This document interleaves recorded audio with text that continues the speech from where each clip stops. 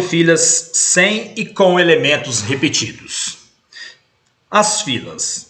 Quando duas pessoas A e B colocam-se em fila, há apenas duas possibilidades. Primeiro vem A e depois B. Ou primeiro vem B e depois A. Se uma pessoa C juntar-se a essas duas, a fila poderá agora ser formada de 6 maneiras diferentes. Então, permutando essas pessoas na fila, nós temos aí 6 possibilidades. Se uma quarta pessoa juntar-se a essas, serão agora 4 vezes mais filas do que o número anterior. Isto é, serão 4 vezes 6, que é igual a 24 filas diferentes.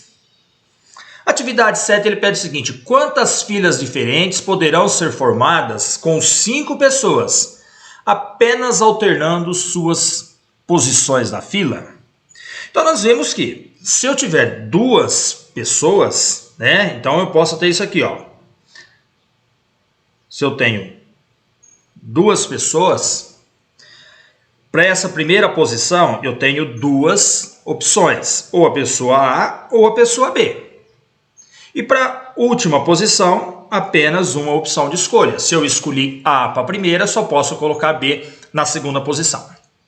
Então eu teria aqui 2 vezes 1, 2, que seria então 2 filas diferentes. Se acrescentar uma terceira pessoa, então a minha fila vai ter 3 pessoas. Então, para o primeiro lugar da fila, eu tenho 3 possibilidades de escolha. Para o segundo lugar da fila, eu vou ter 2 possibilidades, 2 opções de escolha. E para a última posição, apenas uma. Então eu teria aqui 6 filas diferentes. Se juntar mais uma pessoa, então a minha fila vai ter o quê? Vai ter 4 lugares. Então, se eu vou ter 4 pessoas na fila, para a primeira posição eu vou ter 4 opções de escolha. Para a segunda posição eu vou ter 3 opções de escolhas. Para a terceira posição, 2 e assim por diante. Então eu teria aqui 4 vezes 3 vezes 2 vezes 1, que daria 24 filas diferentes. Se eu acrescentar mais uma pessoa, no caso aqui 5 pessoas, então para o primeiro lugar da fila eu vou ter então 5 possibilidades de escolha. Para o outro 4, o outro 3, 2, 1. Então, no caso da nossa atividade aqui, quantas filas diferentes poderão ser formadas com 5 pessoas apenas alternando suas posições na fila? Então, eu vou ter esse produto aqui, né? Ó, 5 vezes 4, 20. 20 vezes 3, 60. 60 vezes 2, 120. 120 vezes 1, 120. Então, eu vou ter 120 posições diferentes. Então, eu vou ter 120 filas diferentes, tá? Bom, note que quando eu tinha 2 pessoas na fila, eu fiz 2 vezes 1. Com 3 pessoas, eu fiz 3 vezes 2 vezes 1.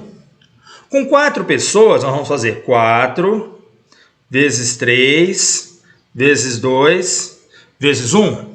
Com 5 pessoas, 5 vezes 4 vezes 3 vezes 2 vezes 1. Se tivesse 6 pessoas, ia acrescentar os 6 no começo e assim por diante.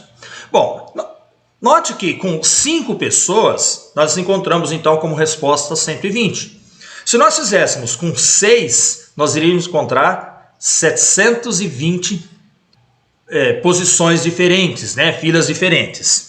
Então, esse produto, né, esse valor, ele vai crescendo muito. E este produto aqui, ele também pode ser representado dessa forma aqui, ó, 5 fatorial. Então, a gente diz, quando vocês encontrarem um número com esse símbolo na frente, significa fatorial. Então, no caso aqui, estou representando 5 fatorial, 4 fatorial, 3 fatorial, 2 fatorial e assim por diante. Então, se eu perguntasse assim para vocês, calcule 10 fatorial. O que é 10 fatorial? 10 fatorial é o quê?